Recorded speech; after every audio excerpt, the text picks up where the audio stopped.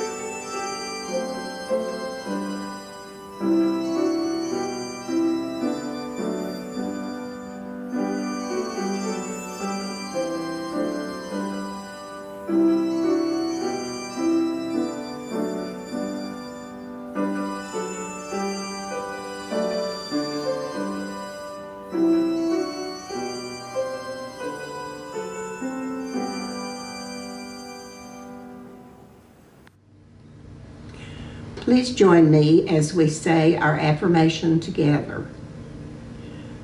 The doctrine of this church is love.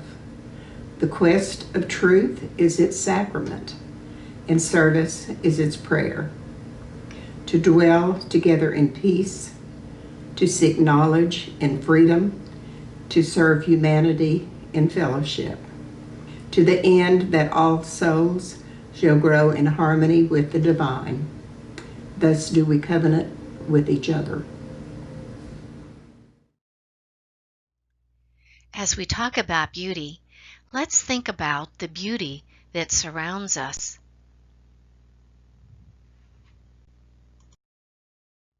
There's beauty in flowers, the mountains, the oceans, the skies. Beauty in the cities, the country, the birds, other animals, people everywhere. There is an outward beauty and an inward beauty, like when someone reaches out to hold your hand in friendship or to express tenderly their concern for you. The beauty within yourself when you show love or courage, or when you draw or sing and dance. But I wonder, what happens if we focus too much on our outward beauty? Too concerned about how we look or dress?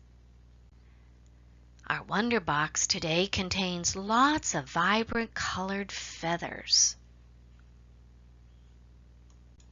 That's because there's an Aesop's fable that cautions us about being too vain about our outward beauty. It's called The Peacock's Tale. There was a time when the peacock could fly higher than any other bird over the trees. One day after soaring above the earth, the peacock landed near a quiet pool and glimpsed his reflection in the water. Horrified, he saw that his feathers were dull brown, without a single scarlet plume or golden crest. "This is terrible," he cried. "I would pay any price if I could only be beautiful." And he fell asleep that night, still lamenting his plainness. When he woke the next morning, he found that his wish had been granted. His dull feathers had transformed to shimmering blue and emerald green, purple and turquoise. He was so delighted with his very long tail that he could spread it out behind him like an emperor's fan. The peacock strolled through the woods, showing his glorious feathers to every bird he met.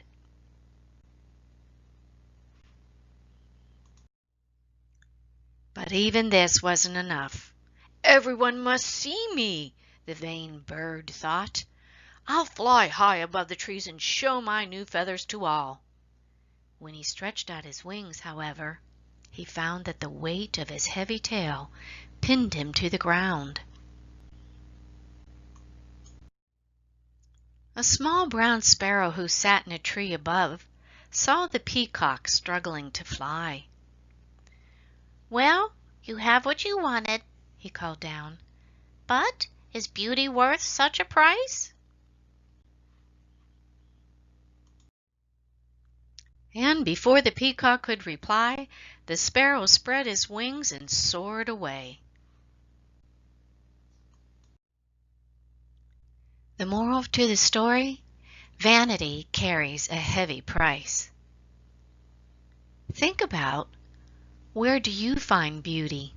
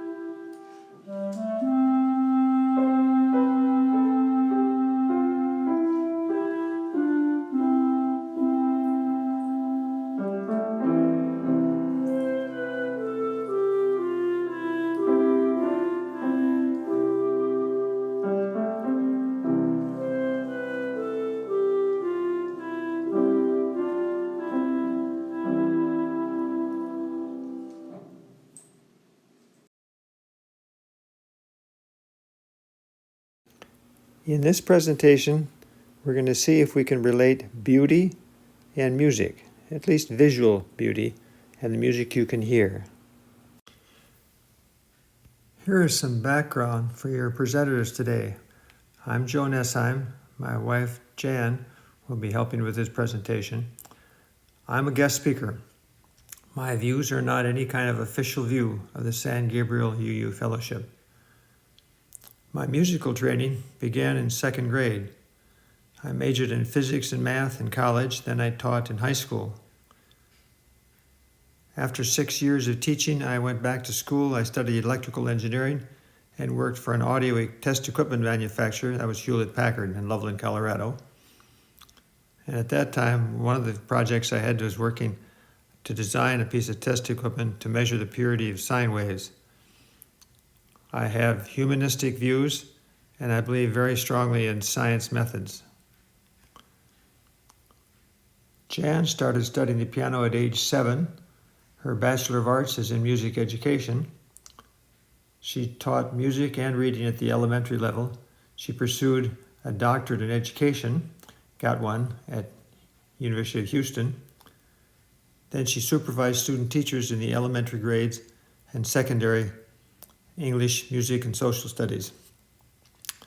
We've been playing music together for 35 years, mostly in church settings. In addition to classical music, we like folk music and other various styles of music. This is called the Worried Man Blues.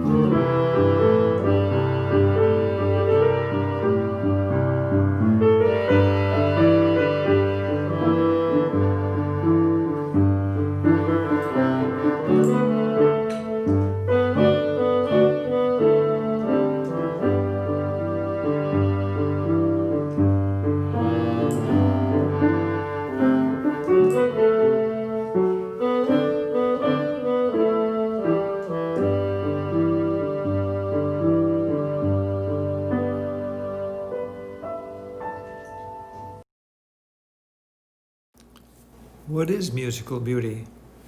Musical beauty is a combination of melody, harmony, and rhythm that pleases the aesthetic senses, particularly that of hearing. At least that's one definition. But what does it mean to please the aesthetic senses? Something that makes you think, oh, that's nice? Something that makes you feel good? Whatever turns you on, man? Are there any standards here?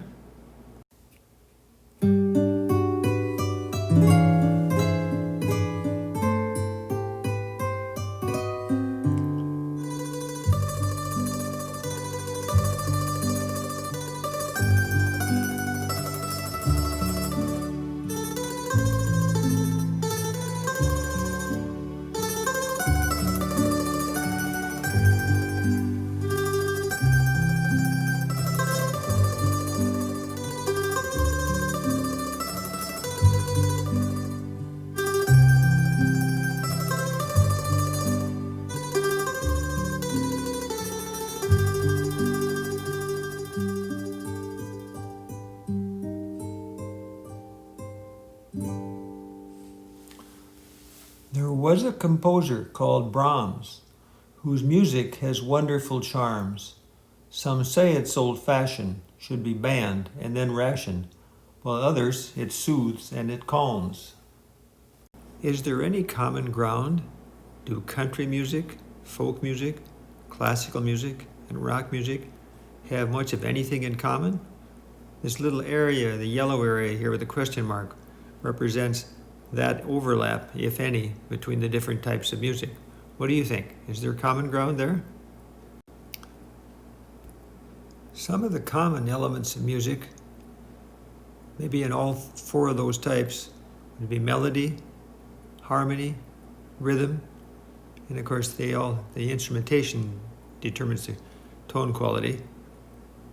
They probably have phrases which are parts of the melody, and measures, and notes, and rests, so that's probably common.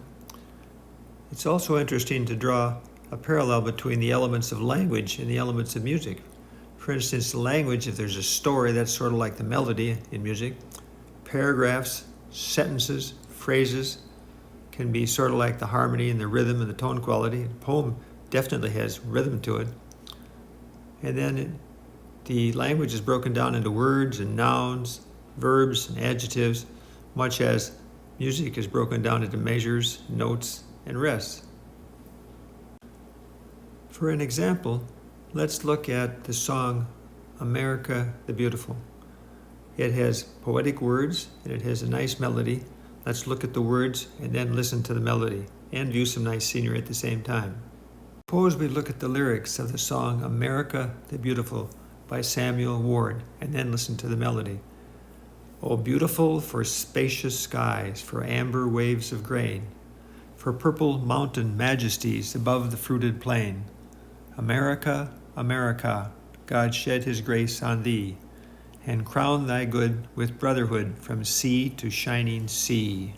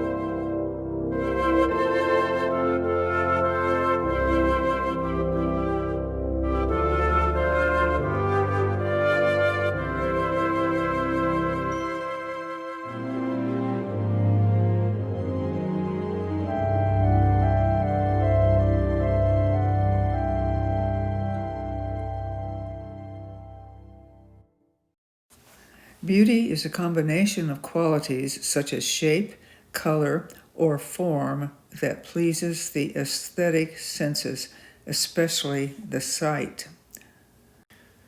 Here is a photo shared with us by Frances Reeser that she took in Seattle.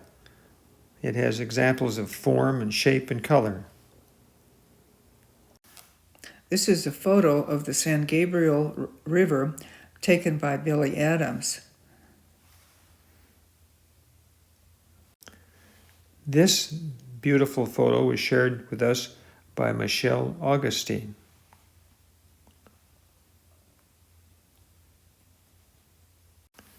A photo of Georgetown downtown shared by Frances Reeser. You could almost track the elements of visual beauty between melody, shape, and line of the picture, and the colors in the picture, the hue, the intensity of the color, and the color harmony or the complementary or clashing colors could be related to the harmony in the piece of music that you listen to.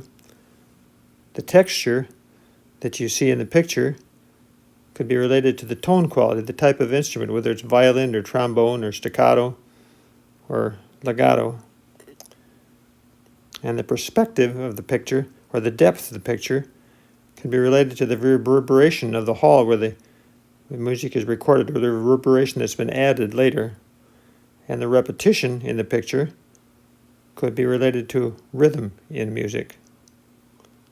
Here is an example of a picture that has motion and repetition, and you can almost hear the pounding of the hooves as you look at it. It was painted by a friend of ours, Jean Hestan. The mixing of colors in a painting is quite a bit like the mixing of pitches in the harmony of a piece of music.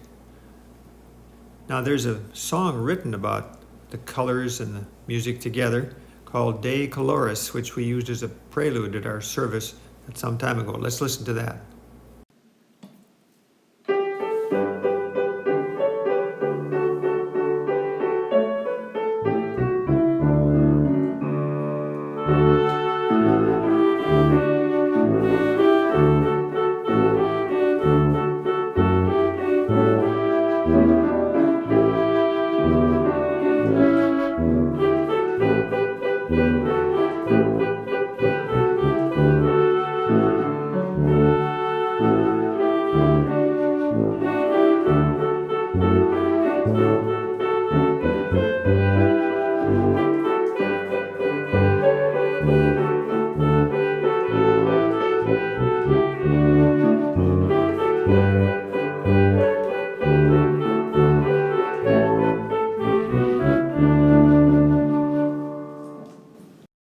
Music and emotion.